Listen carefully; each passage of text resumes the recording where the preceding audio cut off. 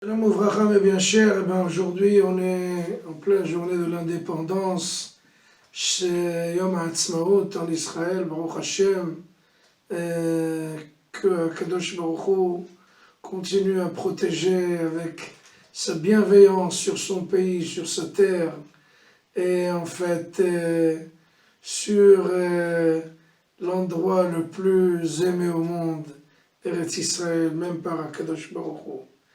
Ce Shabbat, on a deux parshiyot à Haremot Kedoshim. La première parle en fait, du rite de Yom Kippourim, avec tout le travail que le pontife, que le Kohen Gadol fait pendant ce jour-là. La deuxième parasha, c'est Kedoshim, donc le fait d'être un peuple sanctifié, un peuple pur, un peuple saint. Et dans cette paracha, justement, il y a une phrase que l'on connaît depuis le jardin d'enfants, Ve'afta lereacha kamocha ani Adonai. En général, on pense toujours que Ve'afta lereacha kamocha, c'est un commandement entre l'homme et son prochain. Tu aimeras ton prochain comme toi-même, je suis l'Éternel. Mais comme Akadosh Baruch Hu a ajouté cette phrase, je suis l'Éternel, donc ça montre que c'est un commandement entre l'homme et son créateur. C'est pas très simple à comprendre. Mais Bezrat Hashem, je vais essayer d'être un peu plus explicite. À vrai dire, il faut lire cette phrase d'une façon assez différente. Normalement, on lit « Tu aimeras ton prochain comme toi-même, je suis l'Éternel ». Il faut lire selon le Baal Shem Tov, tu aimeras ton prochain, point. Comme toi, je suis l'Éternel. C'est-à-dire, c'est une relation réciproque.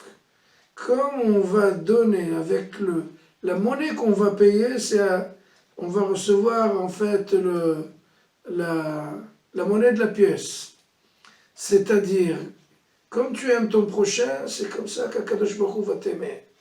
Tu vas aimer énormément ton prochain, tu vas être aimé énormément, tu vas l'aimer un tout petit peu, tu vas être aimé un tout petit peu, tu vas toujours parler de lui du bien, Kadosh Baruch Hu va parler de nous du bien. Donc c'est une relation réciproque.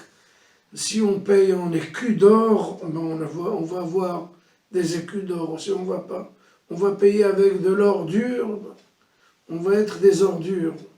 Si on va donner des petits sous, on va être sous-estimé. Mais si on va donner de la valeur sûre, on va être surestimé.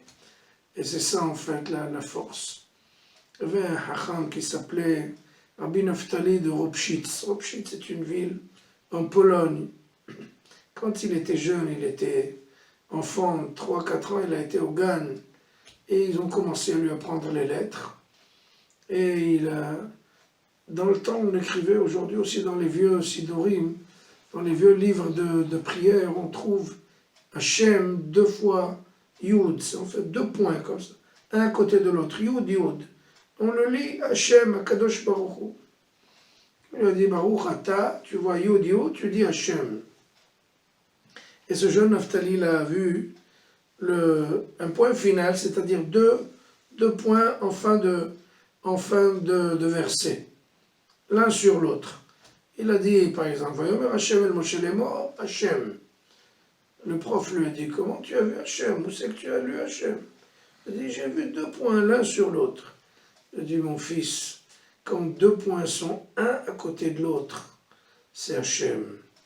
Quand 2 points sont l'un sur l'autre, c'est un point final. C'est-à-dire quand 2 juifs, 2 Yud, 2 Yehudim sont l'un à côté de l'autre et n'essayent pas d'être l'un au-dessus de l'autre, en fait, Akadosh Baruch Hu règne parmi eux. Mais quand l'un veut être au-dessus de l'autre, c'est point final, c'est la fin de l'amour de Dieu. Donc pour être bien aimé, on ne doit pas se dédaigner les uns les autres, les regarder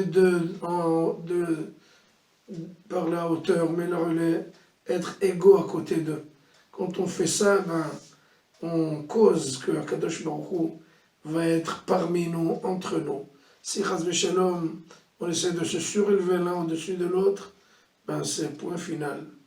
Shabbat Shalom, au revoir.